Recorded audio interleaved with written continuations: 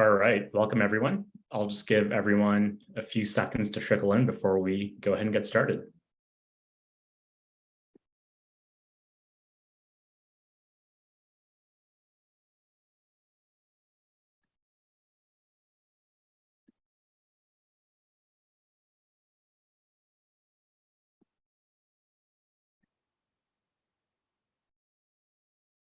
Okay, I see quite a few people here, so let's go ahead and kick things off.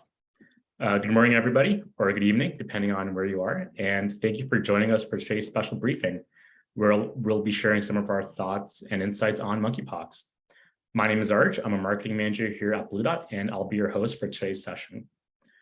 So just a little bit of housekeeping before we go ahead and get started. If you have any questions during the presentation, please ask them through the Q&A tab on your Zoom panel, and we'll answer them throughout the session as we go along or during the live Q&A towards the end.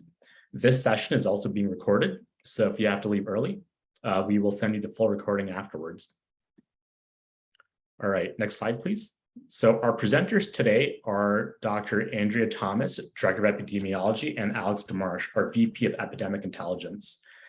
Andrea is a veterinary epidemiologist with experience in surveillance and quantitative epidemiology and holds a doctorate of veterinary medicine as well as a master's degree and PhD both in epidemiology. Alex is Blue Dot's VP of Epidemic Intelligence, leading our outbreak science team, which is kind of the human artificial intelligence portion of our company that powers our global early warning system and translates its insight for high-speed, high-stakes decision-making. He's also an epidemiologist and data scientist who's been dedicated to emerging pandemic threats and emergency management for more than 10 years. For the agenda itself today, we'll share a little bit about what Blue Dot is, then jump into our deep dive today on monkeypox before closing the session out with some live Q&A. So what do we do? It really starts at the top here with identifying the threats that matter. We use machine and human intelligence in an integrated way to continuously identify emerging threats on a continuous basis 24/7.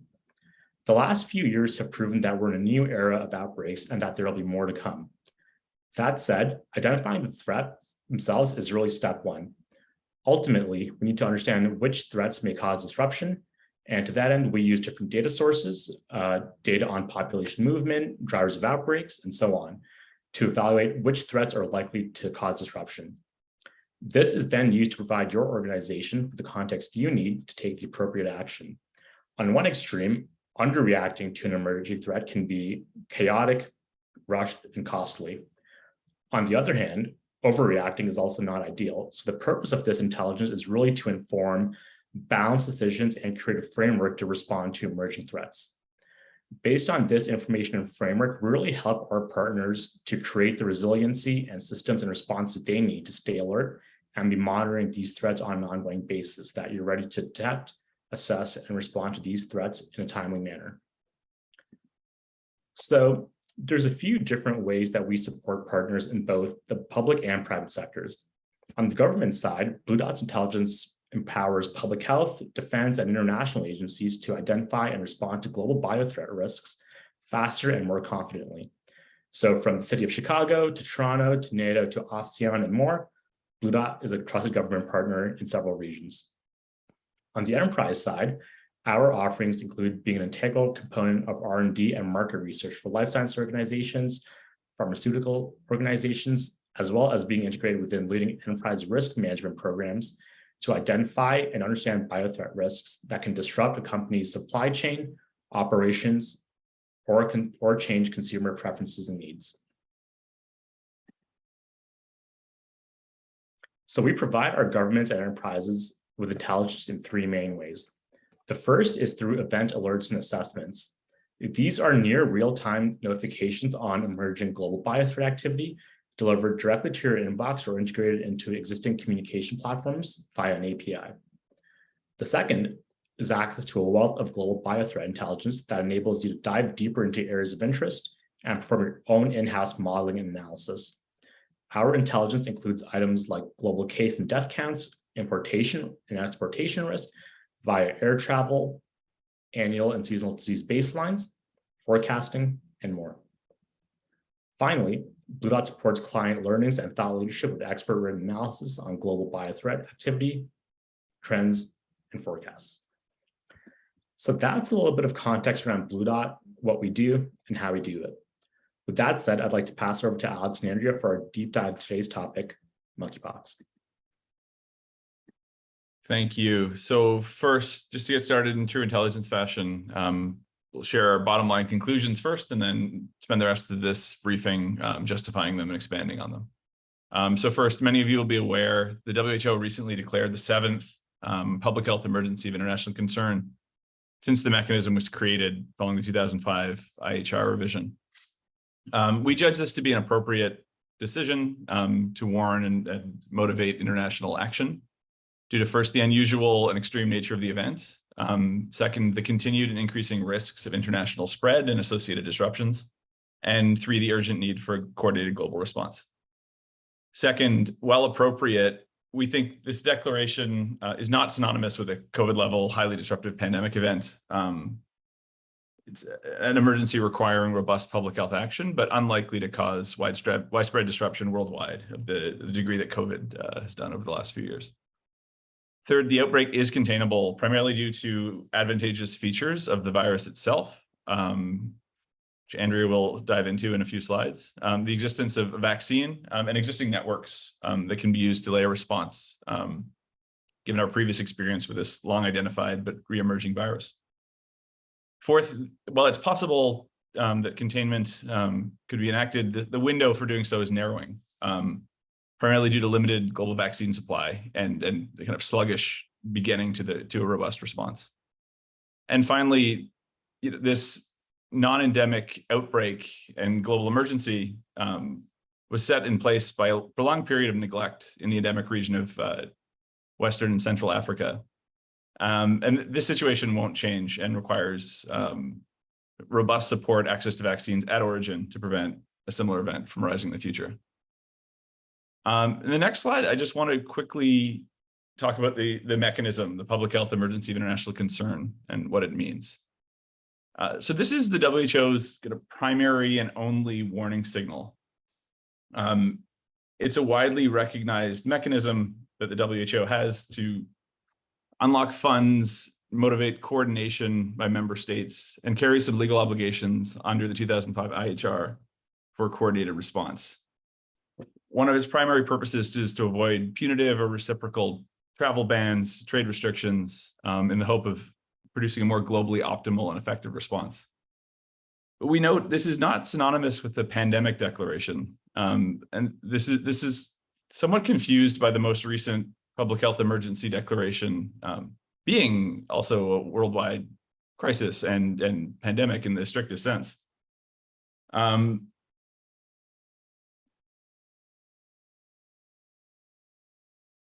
Oh, sorry, my audio cut out for a sec. We know this is the 7th time a fake has been declared since 2009. And the first time that we've seen 3 concurrent public health emergencies ongoing. So obviously, the 2020 COVID declaration is still in action, as well as the 2014 poliomyelitis emergency declaration, which has been renewed 20 odd times. So while we judge this appropriate, we do want to offer some caution that this is not synonymous with another event as disruptive as COVID-19. Now to delve a little more deeply into some of the recent findings, latest science and our intelligence on monkeypox, I'll pass it over to Andrea. Thanks, Alex. So we'll dive into a little bit about why the fake has been declared, primarily judgment that this is a serious, sudden, unusual, and unexpected event that has transboundary spread risk and requires a coordinated international response. And so we'll get into that in a little bit. But firstly, let's just come back to what is monkeypox and what is unique about it as pertaining to this outbreak. It is, as Alex mentioned, a viral infection that's endemic to West and Central Africa, and it's endemic there because it exists in animal reservoirs. Usually in these countries where it's endemic, we see sporadic cases linked to bushmeat consumption and hunting and sort of living in close proximity to wildlife, and then limited transmission human to human. And usually these outbreaks sort of fizzle out on their own. And we're understanding more and more as we gather more case data outside of that region. And we're seeing that this is predominantly being driven by now person-to-person transmission through very close direct contact. We do know that it can potentially be spread through contaminated fomites, and we're starting to gather more data from hospitals and looking at contamination of different surfaces in hospitals. We also know that it can likely spread through airborne transmission as well. And there's one single case of this occurring in a healthcare worker in a previous outbreak that happened in the UK through actually changing of bedding. But these appear to be much less common and not driving the current outbreak, although it is very challenging to differentiate different modes of transmission in the current outbreak, where we have most cases occurring with very close contact. Typically, as I've said, the outbreaks are not typically sustained. So the reproductive number is typically less than 1, meaning that one infectious person infects usually less than one other, and the outbreak dies out on its own. But what we're seeing here is an estimated R of between 1.4 and 1.8 in the communities that are affected, which are primarily gay, bisexual men who have sex with men. And that means that the outbreak is being sustained and it needs control measures to intervene. Some challenges with control is that this virus has a long incubation period with up to 21 days. That means it's more challenging from a contact tracing perspective, and the contagious period is up to 4 weeks. So that brings challenges in terms of isolation and preventing onward infection when you have a case. The prodromal period, there's a period before clinical signs of typical lesions are observed, and that's very nonspecific. So it can appear like the flu or even like COVID-19, and that can be a challenge as well. And then the typical lesions that are being observed in this outbreak are atypical from what we usually expect to see. So in some cases, there are single lesions, sometimes oral lesions, and not what you look at when you look in a typical textbook. So there needs to be a wide index of suspicion among healthcare professionals who are identifying cases.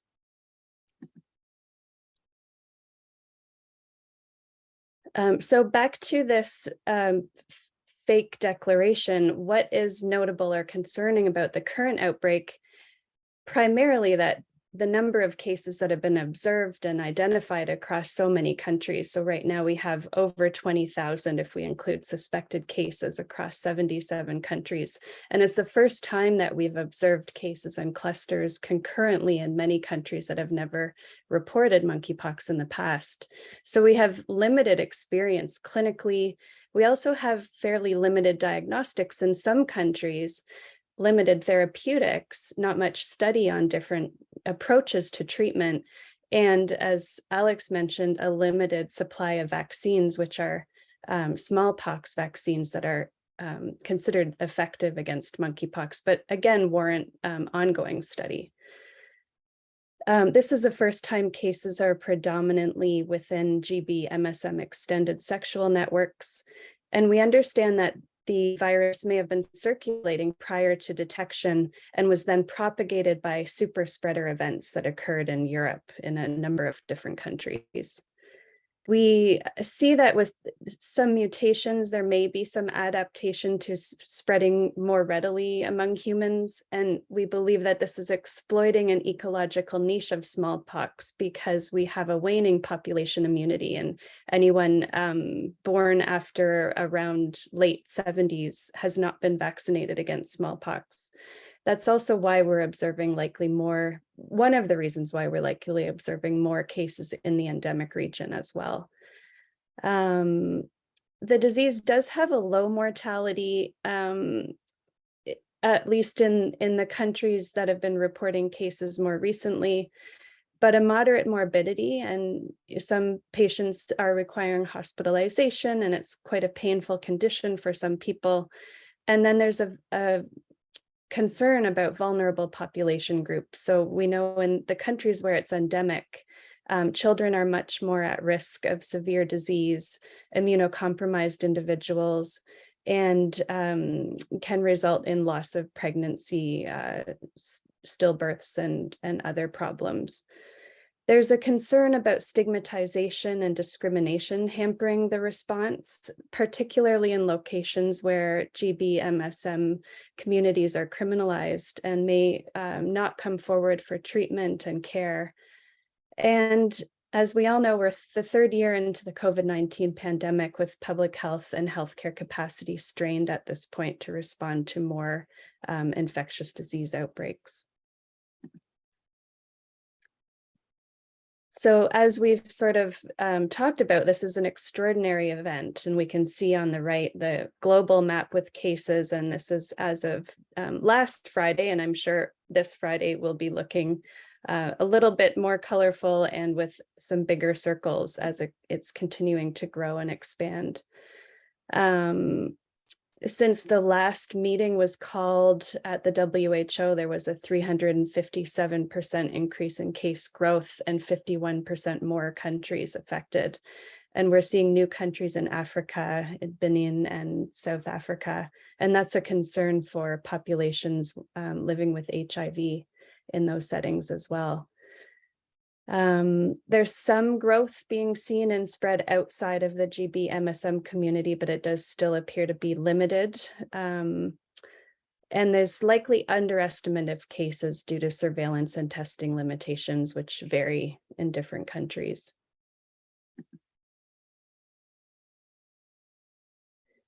So there's also a public health risk to other states through international spread and implications beyond international borders. And as we see on the right, these are some of the case curves for some of the countries that have been experiencing the most cases. We're seeing continued growth in some of these larger countries like Spain, England, USA, Germany, France, and now Brazil and Peru. So we're seeing spread in different continents. We're also seeing growing cases in the endemic region, and this might reflect improved surveillance in that region.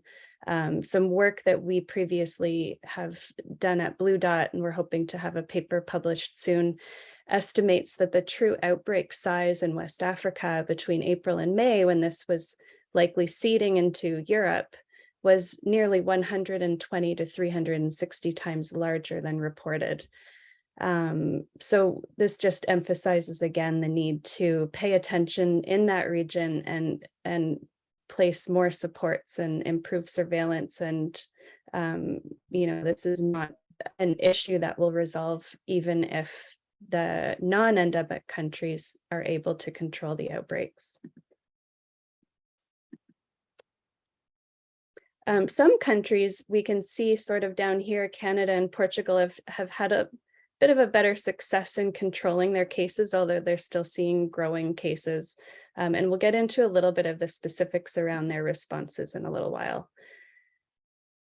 So again, why has this fake been declared? Well, it potentially requires a coordinated international response because we have a limited supply of vaccines, and many countries do not have access, including all of the countries in Africa where this virus is endemic. So we have, once again, as echoing the COVID-19 experience, we have an inequity in potentially the global supply of vaccines. And again, testing and surveillance capacity differs globally, and we may need to allocate resources to countries that are needing support. And we also need to share data and information across countries so we can understand what's working and how we can better control outbreaks within borders. And this may require international immediate action because obviously the longer it goes on, the harder it becomes to contain or hopefully eliminate the virus. We don't want to see more spillover into high-risk populations. There's currently no good treatments. We don't have good studies on treatments for some of these populations as well.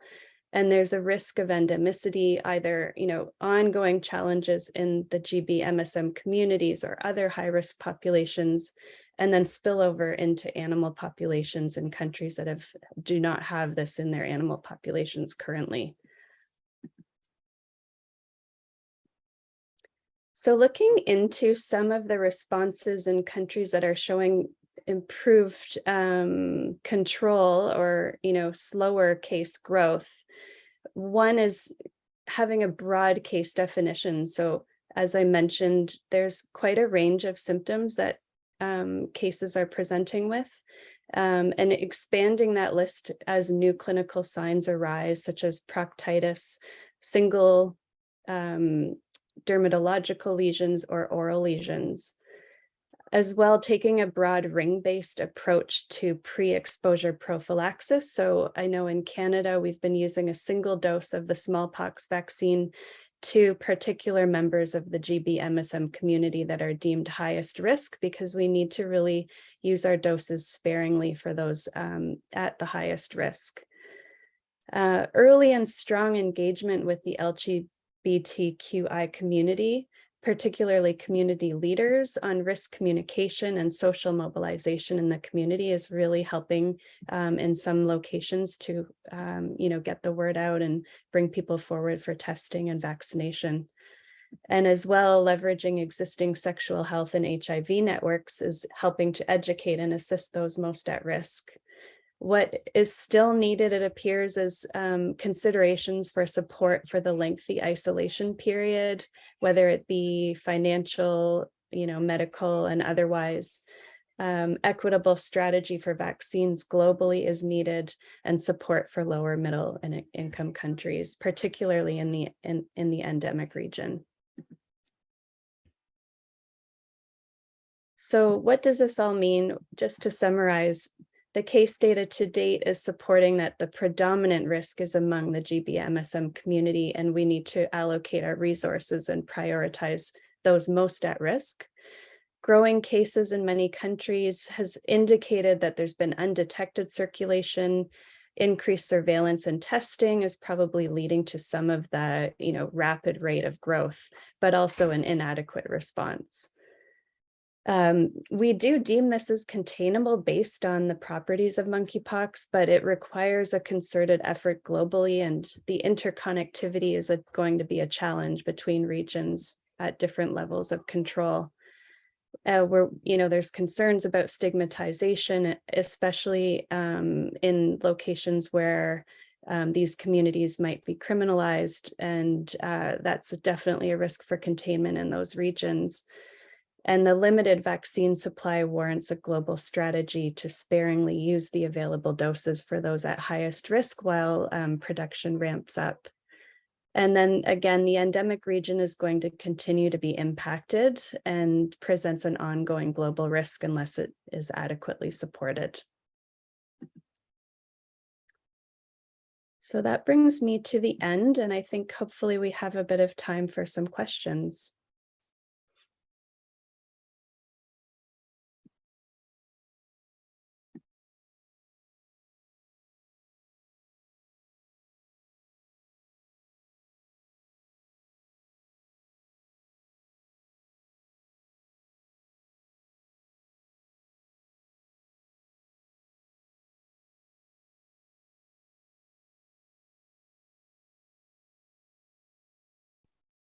Andrea, thank you. I see one question here. Since there is no consensus on the monkeypox as a public health emergency of international concern status, 9-6 against, is there any protocol that each committee member should reach at least the minimum level of determining the public health emergency? That's an excellent question. So formally, the emergency committee recommends the DG a course of action. In the IHR, there's no defined obligation of the DG to adhere to the committee. It's his call or her call, depending on, informed by their advice, but ultimately their own judgment. It's also quite unclear the degree to which the DG has discretion over the declaration versus being bound by criteria or precedent. which is kind of fascinating. So in a short answer, no, there's kind of a historic norm of not disclosing individual level judgments. And usually the DG has adhered to the overall recommendation of the emergency committee, but there's no rule or protocol. It's an evolving mechanism and thought to be substandard for its kind of implicit use as an early warning signal by much of the global health security community. There's a second part of the question too, which I'm happy to read out. In addition, is there any possibility that we can know the rationale and decision standards of those who thought the monkeypox was not a fake, so it's not a public health emergency of international concern? My understanding is the records are closed and meeting minutes are not published from those meetings. On the slide earlier, I alluded to a book written about the nuances of the mechanism in history, which we can share and follow up, that uses what information is available about what goes on in those meetings. But no, the decision rationale of individuals is not disclosed unless they choose to do so. I would say on the WHO website, you can see documentation of what the two different sides, their rationale. So there is some detail there in terms of, the people that were, I guess, for and the people that were against on the committee. Sweet, not attributed, I hope. No.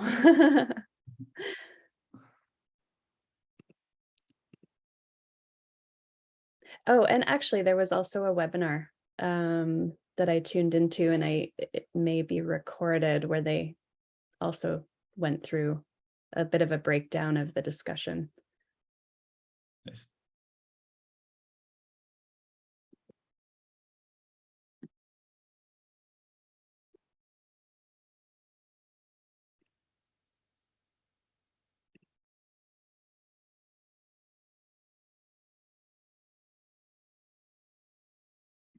Okay, another question here. In some countries, some identified local cases were found not linked to each other or not linked with previously imported cases. This is quite distinctive compared to COVID-19, in which most cases can be traced to previous identified cases. Is there anything that needs to be improved from the current way of doing tracing and recalling these changes? I might be able to answer that a little bit. I know because of the networks that these are spreading in, it's been hard to contact trace, because some of the cases may not have recollection of who they were intimate with.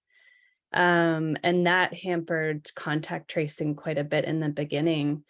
And I know now some public health leaders, including at the WHO, are recommending that moving forward, people should be asking for contact information if they are intimate with someone. So some of these behavior changes that are actually being recommended might help with contact tracing moving forward.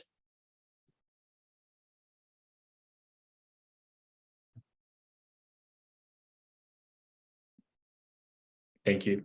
One more question here. What will you be focusing on over the next month, or what will be your priorities?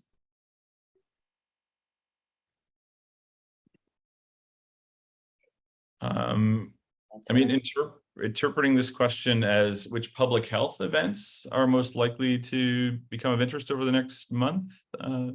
Or is it sort of what changes to the monkeypox situation would be? Yeah, I mean, we'll be continuing to monitor the growth across the world as we do, looking at, are there signs that there might be under detection in some countries?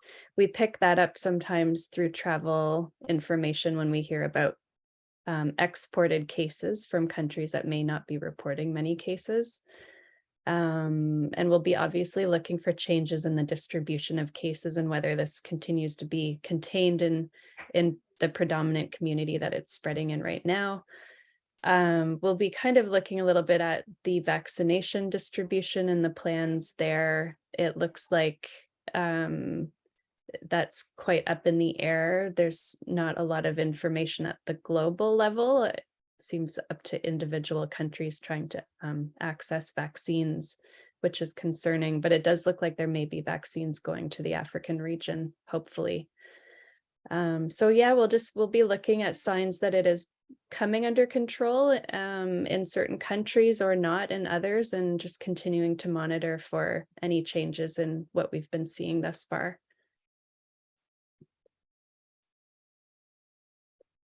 Thank you, Andrea. I think that is a great point to end on as we are right at time. So thank you all for joining us and asking us some really great questions. If you do have some further questions, or if you ask a question that we weren't able to address, we'll be sure to follow up with you directly, or please also reach out to us. Finally, after this session ends, you will get a feedback survey, so please consider filling it out, as it directly helps us improve live briefings like this one. So with that said, thank you again for joining us. Enjoy the rest of your day and have a great weekend. Bye. Thank you. Bye.